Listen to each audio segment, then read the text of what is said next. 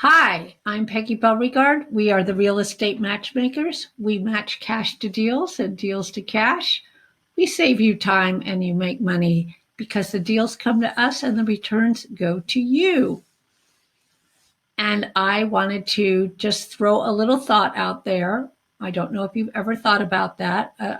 It's being a lender.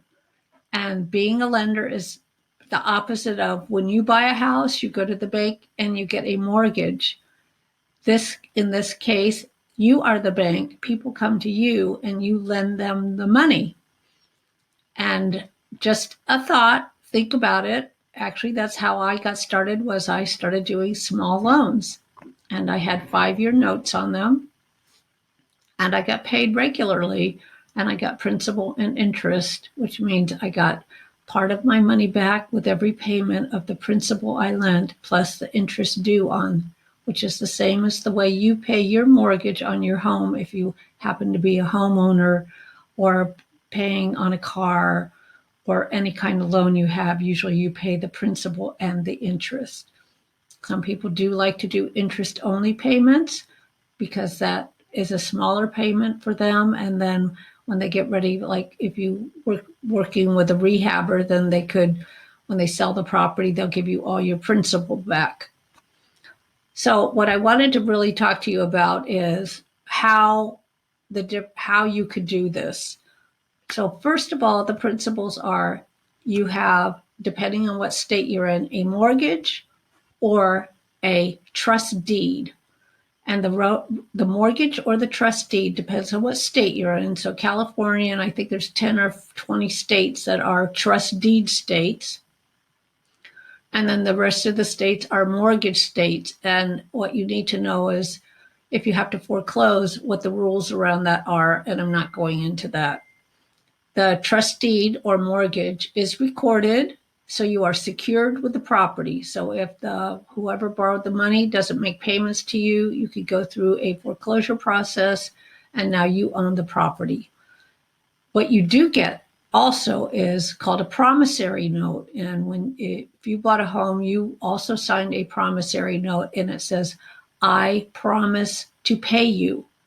And that's what a promissory note is. That does not get recorded, and all your terms are in that. So if you're getting a 10 or 12% interest rate, it says, these are the terms. I'm paying you principal only. I'm paying you principal and interest. I'm paying you also the taxes, insurance. Anyway, all of that. So if you want to know more about that, we can have that as a separate discussion. So one, you're secured on the property or the mobile home if you choose to lend on mobile homes.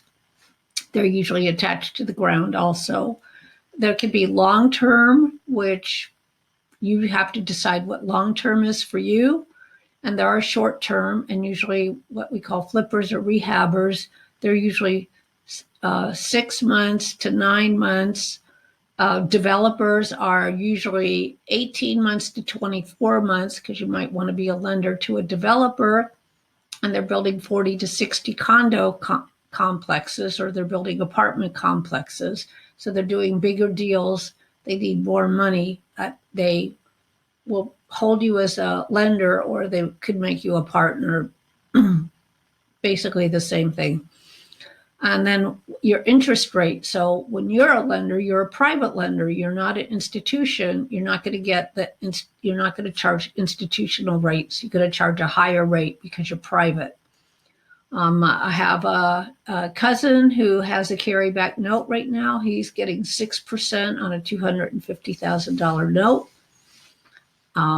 which is really good for him. And that's really good for somebody that just wants to have that steady income. And that is a 5-year rate. So he's paying it over 30 years.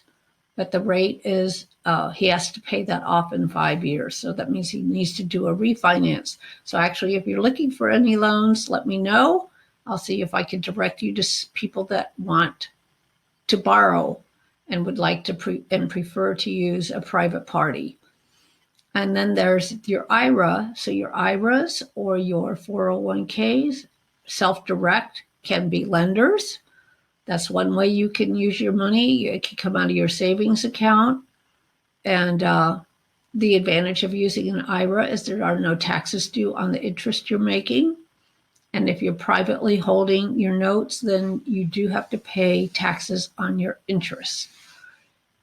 And that's about it. If you have any other questions or you'd like to know more about how you go about that and how you make sure you're secure, the next video will tell you all the things you need to do for your due diligence before you ever lend anyone any money. Thank you.